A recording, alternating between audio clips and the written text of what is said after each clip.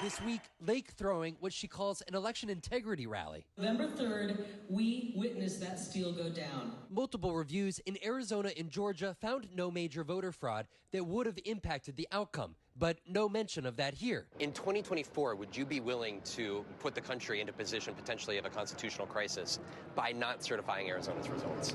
In 2024? If you were governor, that would come down to you. I think we need, let's just take it slow here and get through decertifying. I think we need to decertify our election right now.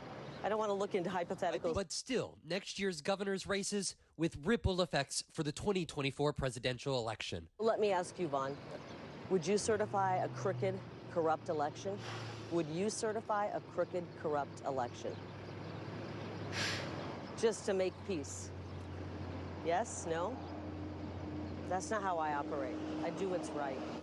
Well, no, I mean, obviously, you don't also operate in the way that people that love the United States Constitution would operate. You don't operate in the way that Republican officials in Maricopa County have been saying you should operate. You don't operate in the way that businesses all across Phoenix and across Arizona would say you should operate. I mean, if you want to see the face of somebody who actually is a threat to American democracy, you just saw her face, despite the repeated number of recounts in Arizona, despite the fact that they brought in a scam group who actually had a leader who was a conspiracy theorist, and they still figured out that Donald Trump lost. I mean, Donald Trump lost in Arizona about as many times as the Baltimore Orioles lost baseball games this past year. And you still have conspiracy theorists, you still have Fruit Loops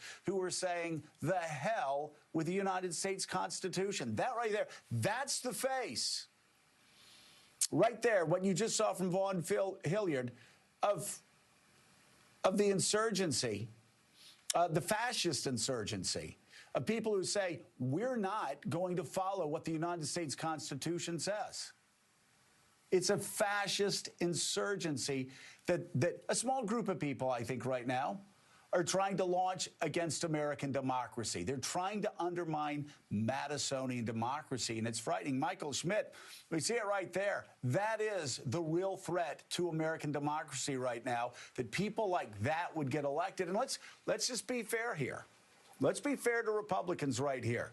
Republicans in Virginia said no to that fascism. Republicans in Virginia said no to that hate. Yes, Youngkin talked about campaign integrity and all this other stuff, but he's out yesterday shaking the hands of his Democrat. He didn't campaign on that sort of nonsense. Republicans have found there is a pathway to getting elected, a middle pathway where you don't have to, where you can keep Donald Trump out of your state.